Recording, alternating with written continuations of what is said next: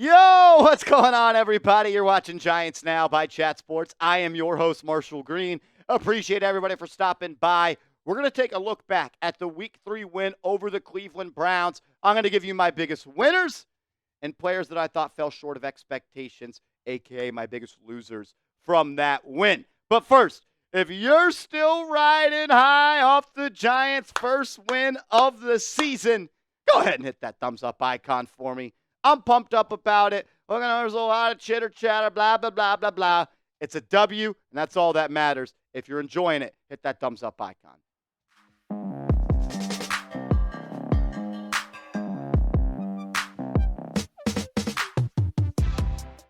My biggest winners and losers from the Week 3 win over the Cleveland Browns. Look, there were a lot of people that I thought played great football games, but there's only so many I can include in this video. So first and foremost, I want to give props to everybody that put on a New York Giants jersey yesterday. This football team, it showed resiliency. It showed that they could battle through adversity. You're 0-2. You fumble the opening kickoff. Deshaun Watson throws it up top, and Amari Cooper plucks it off the head of Deonte Banks. You're down 7-0 in the first 22 seconds. You easily could have quit, but you showed that you got something in your chest that's thumping. They showed fight, they showed life, and they found a way to win a football game, and I can always appreciate that. My biggest winner, number one, how could it be anybody but Malik Nabers? Malik Nabers saved my life. Malik Nabers saved the New York Football Giants. He is a special player. He is a special talent, and he showed you on Sunday that he is going to consistently change and win football games for the New York Giants. 8 catches, 78 yards, not one, but 2 tutties. And while doing that, he is rewriting the history books. Malik Nabers, he leads the National Football League with 6 catches of 20 yards. Why did the Giants draft Malik Nabers? To get more explosive. And you're getting early returns on it. He was one of the most explosive players in college football, and he's already one of the most explosive players in the National Football League. 6 catches of 20-plus yards. Number one. He's also the first player in NFL history with 20 receptions and 3 receiving touchdowns in the first 3 games of his career. He's also the youngest player in NFL history with 2 receiving touchdowns in a game. This man has changed life. He has saved my life, and he is rewriting history books for the NFL. He's also rewriting the history books for the New York Giants in their 100th year as an organization. He has set the Giants' catch record at 23 in the first 3 games of an NFL career. Malik Nabers is special. I said it when the Giants drafted Malik Nabers. He will change life for the New York Giants offense, and he has already done that in 3 games. And he's already stacking himself up with the best wide receivers in the National Football League. 2nd in receptions, 1st in targets, 5th in yards, 3rd in yards after catch, and he's touched the paint 3 times, tied for 1st in the National Football League. But it's what I've seen when the game's on the line. Outside of 1 catch, we can all agree 1 catch he dropped. When the game's on the line, when it's 3rd down, when it's time to make a play, when you got to keep those chains clicking and clacking, number 8 is looking at number 1 to make a play. He's been targeted 11 times on 3rd and 4th down. 10 catches. The 1 drop, I cannot forget it. He won't forget it, and it'll make him better. He's got 140 yards and 2 touchdowns on 3rd and 4th downs. He's been targeted 11 times on 3rd and 4th downs. 8 times he got up. 1st down, New York Giants. And he's got 3 plays of 20-plus yards. Everyone knows the ball is going to Malik Nabers, and all he does is continue to make plays when his number is called. The Giants got one of those guys. The Giants have a blue-chip player, and, man, it's going to be fun to watch his career unfold with New York across his chest. Show our guy Malik Nabers some love. I need everybody watching today's video to light up the comment section and give me a leak. Be loud, be proud, and stand 10 toes down. Unfortunately, my biggest loser for this game was Deonte Banks. The Banks were absolutely open. And look, it's been an up and down season, I would say, for Deonte Banks. He's looked good, and then he's also looked bad. I think yesterday was a bad matchup for him versus Amari Cooper. Amari Cooper is one of the most sound, tactical route runners in the National Football League. Whereas Deonte Banks is just that athletic freak out there that's still learning the tricks of the trade. He's learning how to be a corner in this league. And look, the Cleveland Browns, they took advantage of it. They targeted him 12 times. They saw something on film that said, we're going at number 3. He allowed 6 catches for 73 yards and 2 touchdowns. I still believe in Deonte Banks. But we got to keep it going, man. Come on, Deonte. You're better than what you played yesterday. You know that. You made some good plays.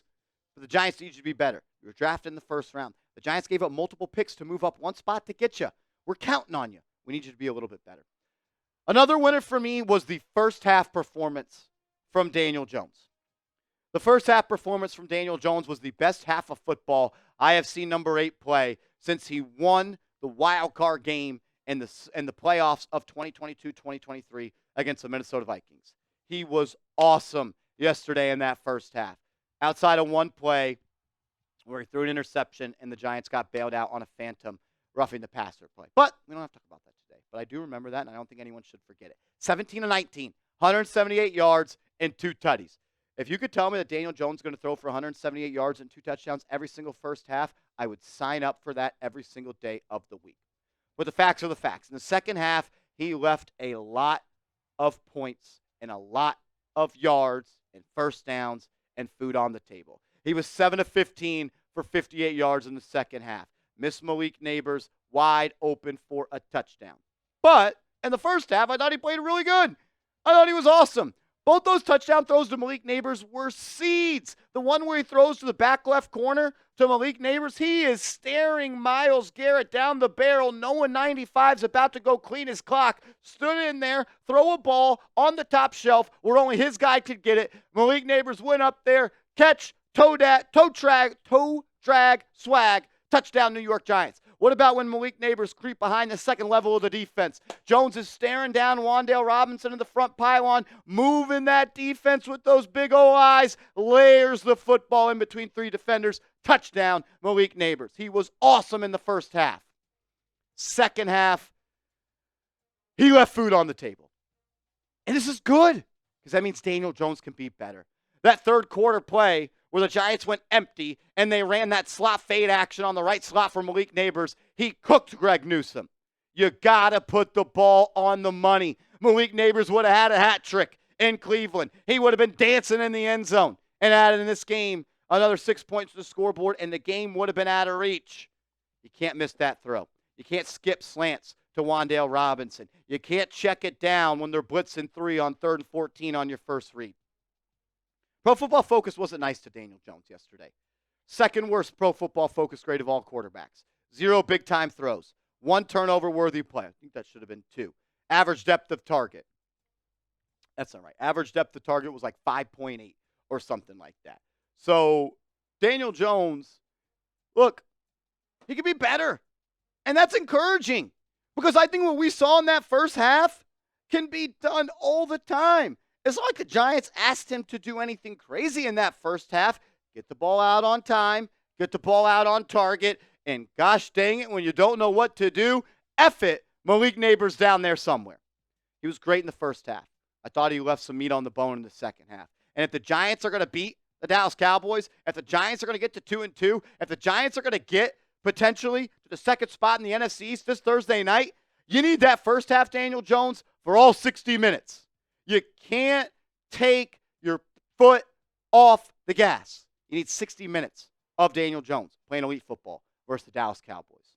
We'll see if he's up for the task. We are going to continue our winners and losers video, but first, I got to give a major shout out to today's sponsor, Game Time. If you're looking for last-minute tickets to go watch that Giants game, looking for last-minute tickets potentially to go watch the Mets or Yankees in the playoffs, or you just want to get ready for the NBA season, download the Game Time app. You get the best seats for the lowest price guaranteed. And if you use that promo code ChatSports, you're going to get $20 off your first purchase where terms do apply. Last-minute tickets and flash deals. Views from the seats. Lowest price guaranteed. Go check out the Cowboys game, concert, theater events, and so much more. Just take advantage of these 2 features.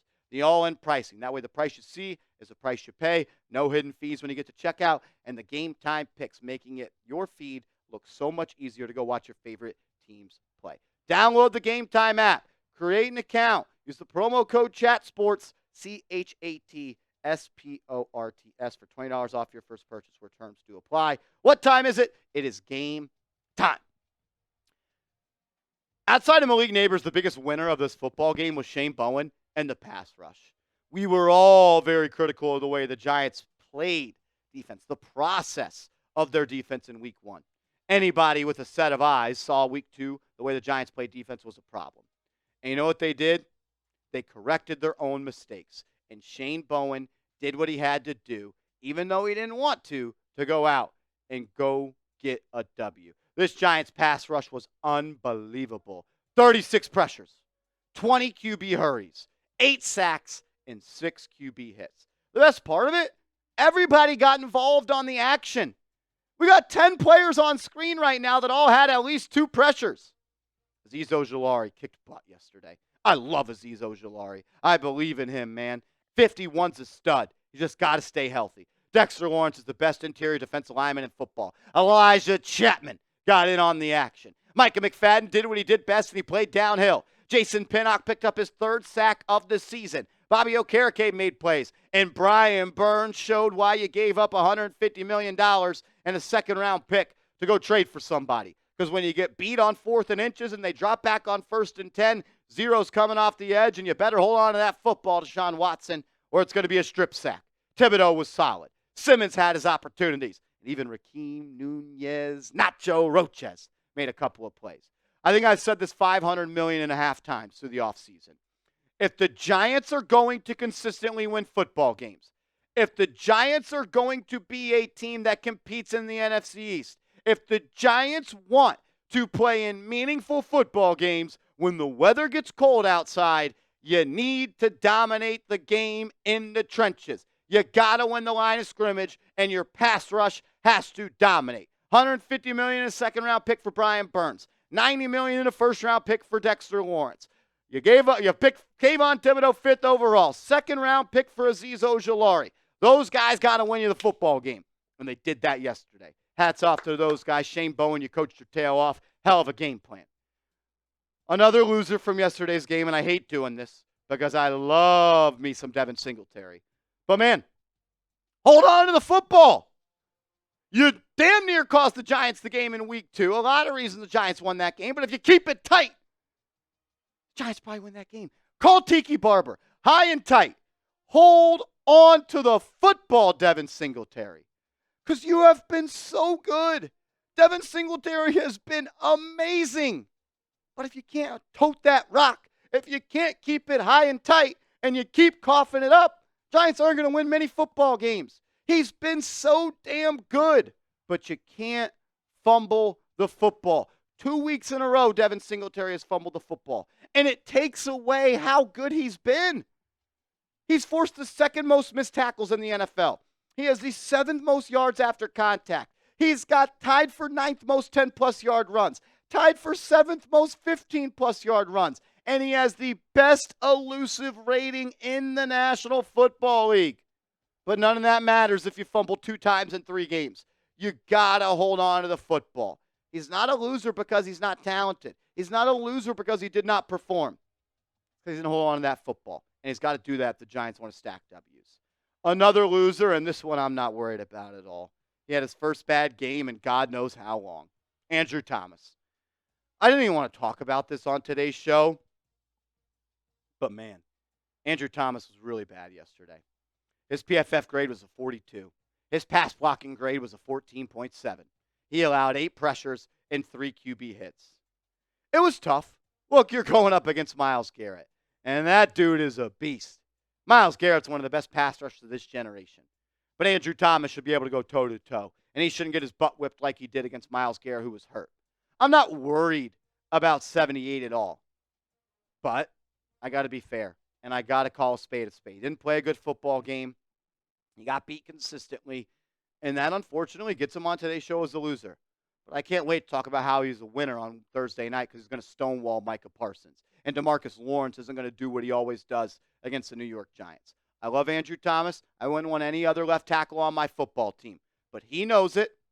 He's got to be better than what he was on Sunday. If he's not, Thursday could be a long night. I also want to give a round of applause to Brian Dable, Shane Bowen, Mike Kafka, Carmen Brasillo, everyone on the Giants coaching staff. They deserve a lot of love. I said it at the start of today's show. Look, you could have easily quit. 0-2, fumble the opening kickoff. You're down 7-0 in the first 11 seconds. But you fought back. You showed grit. You showed resiliency. You fought through adversity. And most importantly, you found a way to win. But you outcoached the Cleveland Browns. A lot of people think Kevin Stefanski is one of the best coaches in the NFL. You outcoached his football team on offense, on defense. I'm not going to say special teams because you missed a field goal and you had a fumble. But on offense and defense, you outcoached them. And you're always going to win football games when you do that. We got a bonus winner. My man Elijah Chapman, the Giants pulled off highway robbery with this guy. 4 pressures for Elijah Chapman yesterday. 1 fumble recovery. And he had his first sack in the National Football League against Deshaun Watson. He had like an 80-something PFF grade, too. He was awesome, man. He really, really was. Love seeing it. This is a guy that wasn't even a UDFA. He was offered a tryout at rookie minicamp, and he earned a contract. He made the 53-man roster, and his 3rd game in the NFL. Fumble recovery, 4 pressures, and a sack. Major, major love to Elijah Chapman. Awesome. If you're ready to beat the Dallas Cowboys, hit that thumbs up icon, man. It's fun beating the Cleveland Browns, but I promise you, it's going to be a hell of a lot more fun when the New York Giants go 2-2 and they beat the Cowboys. Speaking it into existence. You want to beat the Cowboys? Hit that thumbs up icon, and make sure you are following me on social media. I'm on Twitter. I'm on IG, @MarshallGreen_. Give me a follow, and let's go Big Blue.